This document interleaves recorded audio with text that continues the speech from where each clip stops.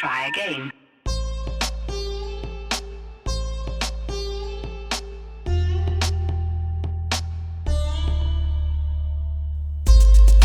Hi, and welcome back to Droning On, the podcast dedicated solely to the future of UAVs in America. And we're excited to be with you again to talk to you about everything UAV. So we're going to be here for a while covering some new stuff, some cool stuff we saw, some news, and eventually we're going to introduce our first guest. But before I get to that, I want to introduce my co-host, Charlie Sewell. Say hi, Charlie. Hey, Graham. What's going on, buddy? Not much. Good to have you here. And my name is Graham Hill. And again, we are the affiliated with the media company called Ideascape Media, an in-house production company. And so we are on this show to basically take our interest, which is producing video, and lead that into what is going on in the world right now, all around drones, which is a lot. It's a lot of stuff going on. It's pretty exciting. It's very exciting. Very exciting. Actually, I was reading about something in the news today. Senator Feinstein actually had an up-close and personal encounter with a drone earlier. I did see this. Apparently, she was peeking out her window and something was peeking in back at her. Yeah, it was a DJI Phantom. Somebody was flying it in the neighborhood. Seems it got up close and personal next to her window, and when she came out to peek at it, he must have been using FPV, and immediately it crashed. What's the problem with FPV is you only can see straight ahead, so it sounded like he tried to do an evasive maneuver, didn't calculate that tree behind him, and crash. And it sounded like it made Feinstein happy to see that crash, because nobody wants to go to the John and look up and see a drone hovering there. That's one of the other uses for drones, peeping toms. If you're listening, there's an option for you. Exactly. So also, if you haven't seen it yet, kind of on the cool front, which we always like to cover, is the Hawaii surf video, which I think, let me see if I can find it here. It just came out yesterday, actually. At least it did on thenextweb.com. This was by aerial photographer Eric Sturman in Hawaii, and again, another DJI Phantom quadcopter, basically just hanging out over the Bonsai pipeline in Oahu, and one of the cooler videos I've ever seen. Really beautiful. Just watching surfers go through, tons of guys lined up to take a few runs on it, and really amazing. You get some really cool shots. We'll attach the link there at the bottom of the podcast so you guys can check it out. And all GoPro and DJI Phantom. So again, for most people, that this isn't a very achievable flight. We're talking under $1,000. This would have been achievable, and obviously then some editing software to put in some cool music and do a little color grade. But really cool stuff. So definitely check that out. And so, what do you think the advancements in the GoPro 3 Plus? What do you think they're going to do? Do you think they're going to change kind of the fisheye that you see a lot on some of these videos, or what do you think the advances are? I think there is definitely a market for people, or I should say companies, designing more intricate lens kits, because now that these semiconductors, for instance, I think the company is called Ambarella, which I became interested in a couple of years ago, actually the beginning of last year, because it was an intriguing stock, and they're really the ones that are processing this video down to such a small size chip. And their stock price has shown an amazing improvement as a result, and I'm an idiot for selling too early. But I think that the technology it's just a game changer, and it's truly limitless. I see a full suite of lens kits coming online, and I also see the Phantom and these drones even coming more ready to serve GoPro. I almost see GoPro perhaps becoming a manufacturer of aerial capable drones. Interesting. So you never know. I mean, it's so early, but like anything that we've seen, technology based, it starts to fusing together over time. Absolutely. So absolutely. That's kind of why Google's taking over. It's like every little facet. Right. Exactly. So we're gonna talk to, as I mentioned before, Eddie Codel today. Codel. And I said it wrong again. He already corrected me once on the call. and we had a chance to interview him. Now, if you haven't had a chance, check out on YouTube. Just type in Burning Man Festival by drone, and you're going to come across one of the cooler videos up there on par with this Hawaii surf video that we mentioned, all from the air. And he's going to talk about all the logistics of what it was required legally, and sort of the community around Burning Man Festival. Lots of cool things covered in this interview. So let's play some audio on the interview. Well, the drones are a hobby of mine. I mean, I don't actually do it as a business. And I got into it about 6 months ago or so. Saw some videos some friends had done with their drones, and finally just kind of bit the bullet and sort of went down the rabbit hole, getting a DJI Phantom as my sort of foray into this world. I've been working sort of in that world off and on since 2000, when I was working for a startup that created software for doing live streaming reliably, scalably. And then that company got acquired and then died, and I kind of was on hiatus for a while. Got back in the video in 2005, and then sort of reignited my live streaming chops in like 2008 or so, and started doing some work with Ustream. Got hired on staff at Ustream for a while, running their production services, and that ended, and then went off on my own and been doing it as an independent consultant since 2010. So obviously a knowledgeable guy, but I think you and I both know why we brought him on the show, which was to talk Burning Man. Absolutely. So we got into the Burning Man section of the interview in this next part. Sure, yeah, Burning Man was awesome. I mean, I've been going to Burning Man for a while, so this wasn't my first time out or anything. I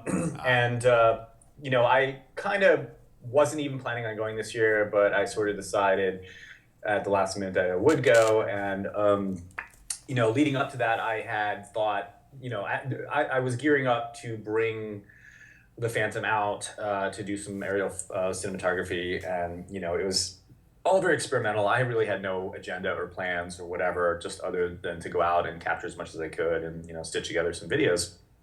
And so it all kind of came together. I got the Phantom, I got a gimbal, got the GoPro, and, learned how to fly it and all that. And then, was able to make it work. So apparently a little bit more than just showing up with his DJI Phantom and putting in the air went into flying at the Burning Man Festival. Definitely.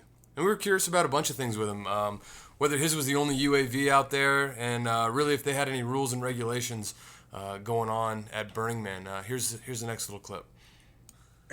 So it's interesting. There are actually a lot of UAV enthusiasts in the Burning Man community, and they came together, or I should say a bunch of people came together at a summit here in San Francisco earlier in last year, that is, to talk about UAVs and the integration into sort of the Burning Man airspace, as it were. And so there was just some general guidelines that came out of that in terms of what to do and how to sort of use it. And most of it was based on the AMA guidelines.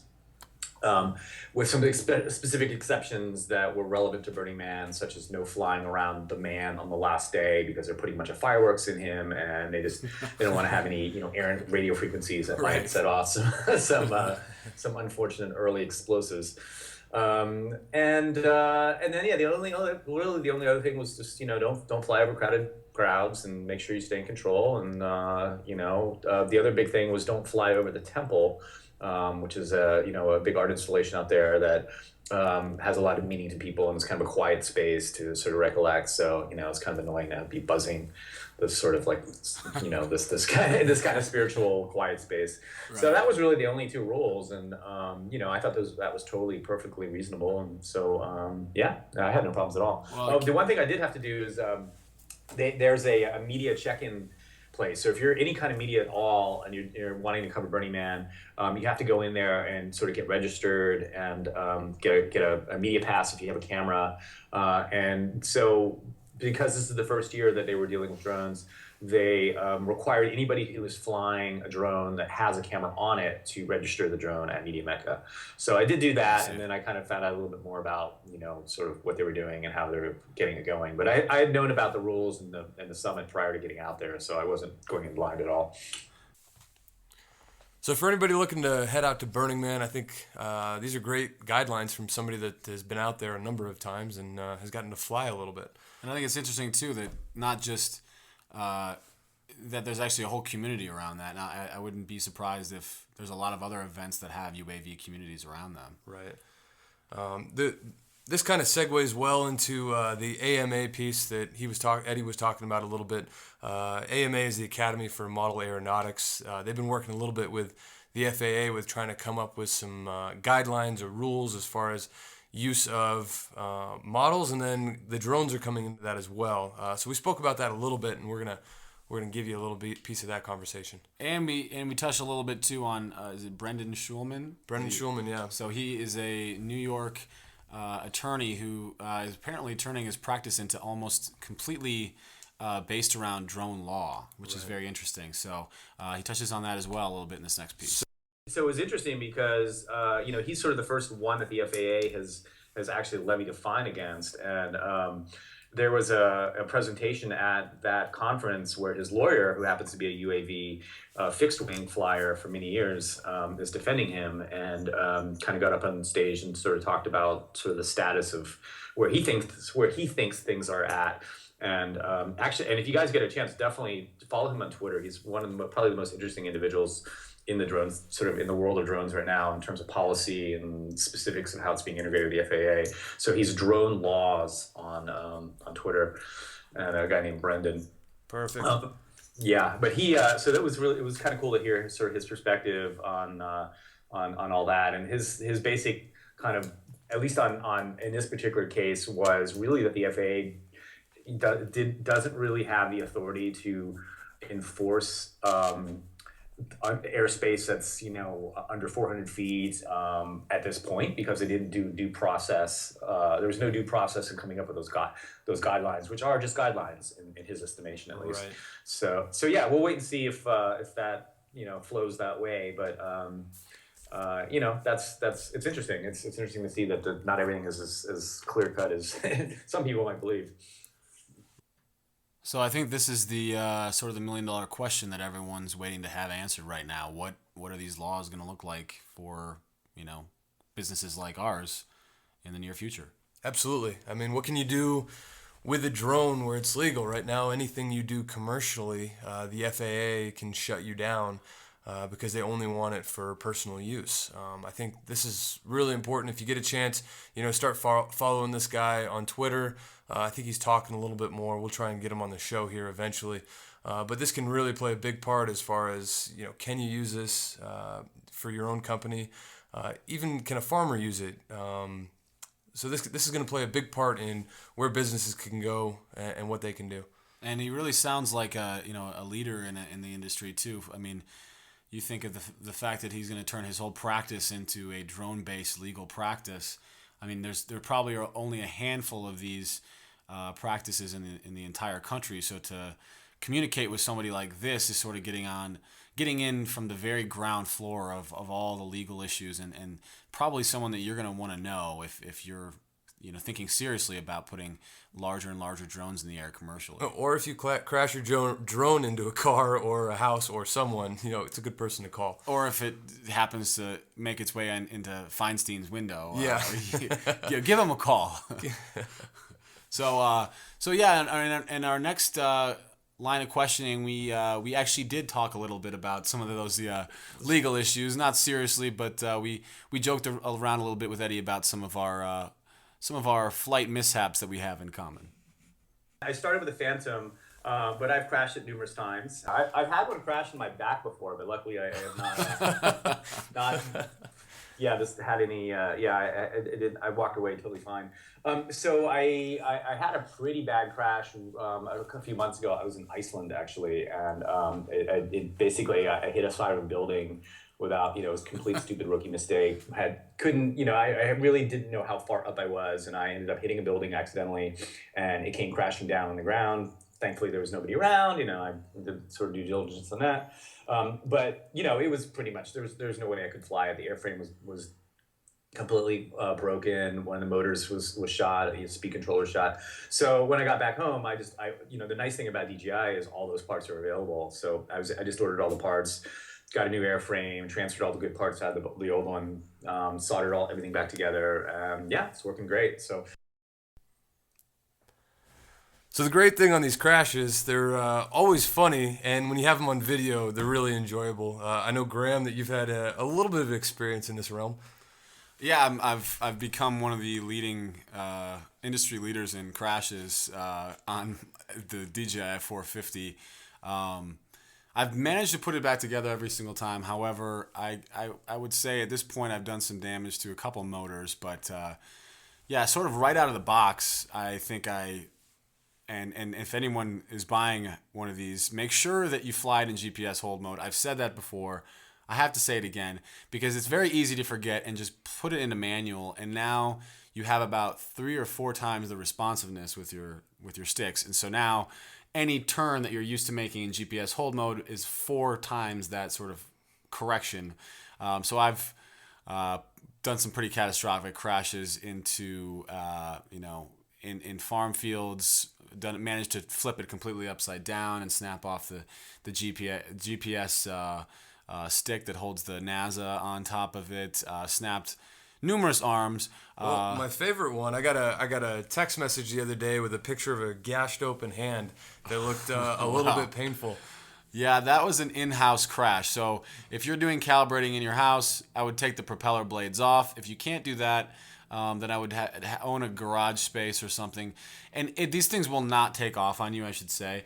Basically, what had happened is I had miscalibrated So after don't be dumb. You can do it in your house. Just don't Yeah, be true. Sorry. Yeah, no, I appreciate that. No, but basically, I had miscalibrated the throttle and had reversed it on accident. And if you fly these, you know that the way to arm the blades is to pull both of the sticks down and to the outside, and it will idle the blades before you take off. What had happened instead was I had reversed that, and so I realized I'd reversed it, but then instinctively after I'd armed the blades, I pulled the throttle all the way down to what I thought was the off position, which was actually the 100% on position, and I did it in my office. But quick reflexes saved my computer, so. That's solid. And 6 stitches later, you're almost healed again.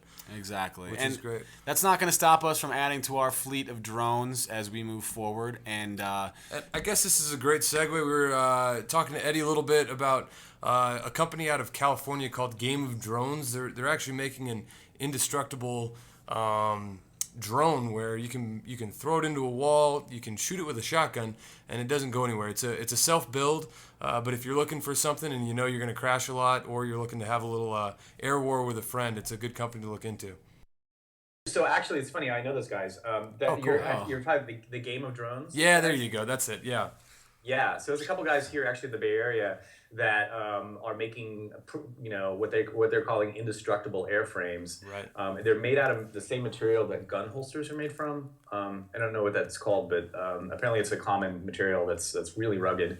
And you may have seen the video where they're actually trying to shoot it out of the sky with a shotgun. And throwing it against a wall and stomping on it and trying to do all crazy things to it. Totally, yeah. So they have a Kickstarter now where they're actually selling those airframes. They're going to get them made and sold. So you can buy just I think just the airframe on its own for like about $150, and then wow. I mean, I saw, I talked to the guys. I saw them flying them at a meetup here, and actually on Monday, Make Magazine is doing a meetup on Sebastopol, which is just north here of San Francisco here, where they're based. Where O'Reilly's based, and so there is basically a free for all drone flyathon, and those guys are going to be there with their combat drones. But yeah, it's pretty interesting because it's definitely they're going for the indestructible, right. Fighting drones, and yeah, it's fun stuff. So cool stuff indeed. So we transition back to asking Eddie a little bit more about what he thought about adding to his fleet of drones in the future. Right now I'm kind of just doing this as a hobbyist to sort of see where, just kind of getting my chops and really understanding kind of the whole ecosystem around, what UAVs and drones. And definitely, I mean, I'm interested in building other ones and acquiring other ones. I've actually got a 3D robotics Iris on order, so I'm really excited to see what one can do with a true drone, with autonomous control and the waypoints. Really good. Yeah, that's interesting. Yeah, the but in terms of like the future in business, I mean, certainly when the FAA rules are get carved out and there's a commercial sort of process, I would certainly love to go down that road and get certified or do whatever's needed to become commercially viable.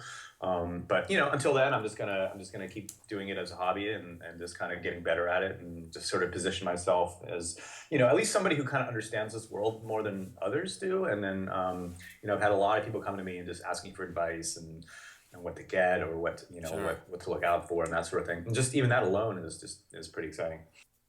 So I thought it was really cool that he mentioned the 3D robotics drone, which I have some background in GIS. Is really designed for doing mapping and surveying and 3D modeling and stuff like that. Sounds like a really cool product to have. Something we'd probably like to have at some point. Absolutely. It seems like it's an autonomous kind of flyer also.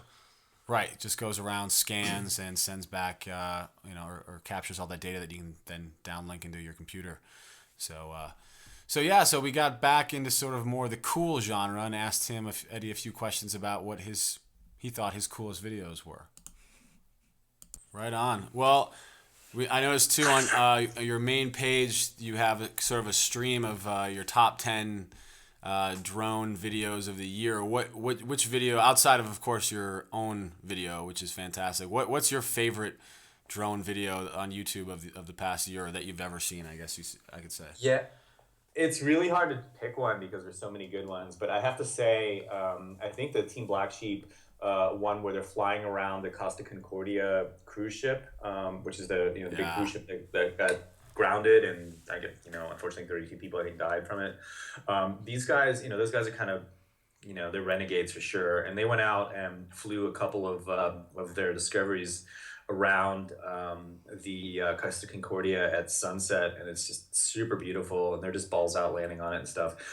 I'd say it's a toss up between that, and then there's one I just saw recently, which was I think on the north side of Oahu, a surf video. Yeah, I just saw that one. It's Oh man, that's fantastic. fantastic. Yeah.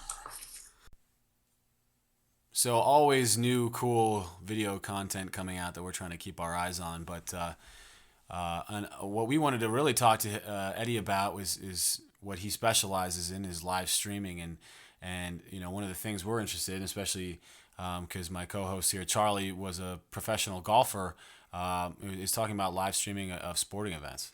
Right, the live streaming could be really cool. You might need a little more action-based sport other than golf.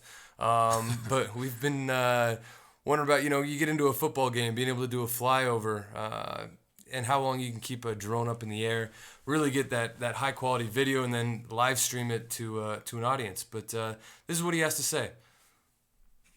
Yeah, I mean, so I think one thing that you were sort of maybe getting to with my live stream background was, the ability to do some live streaming from drones. And Yeah. yeah, I mean, I do think that is a thing that could happen. I certainly would love to marry my interests of live streaming with aerial cinematography. While I mean, because it's kind of already happening with FPV flying, right? You're already sending an analog video signal back to a base station, Right. so it's kind of already possible. One thing I was going to say when I was at the Dark conference in New York last year, there was a dude I met, this kid who was a researcher, PhD student, or whatever, in Switzerland, who had developed a tethered drone. So basically, he took, I don't know, I'm not sure what flight controller he used, but he basically took a basic a drone that has GPS, stripped out the GPS and kind of brought it. I think he probably used something with like an RG-copter, and then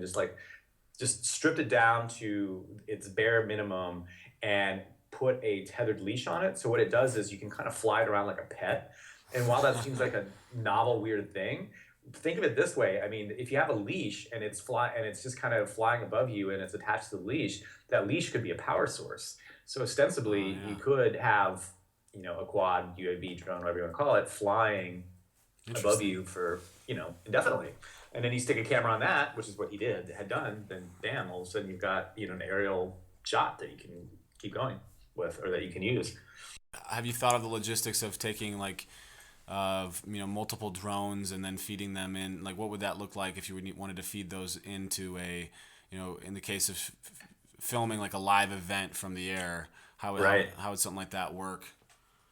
Yeah, well, it's definitely doable. I mean, the big issue is just going to be wireless spectrum. So it's certainly not impossible to have, multiple wireless video feeds, being sent.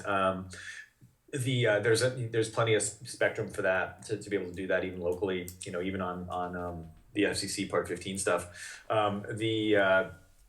So it's totally doable. And then there's stuff that's outside of that range that is there RF specific stuff that is used professionally. So just on the ground, there are like RF transmitters you can stick on a pro camera and then have a receiver, and then you can get pure HD, uninterrupted, very pretty much no signal loss kind of stuff. And those are on frequencies that are regulated. But there's plenty. You could, if you're at a football game or whatever, you can certainly have 6 or 8 or 10 of those aloft.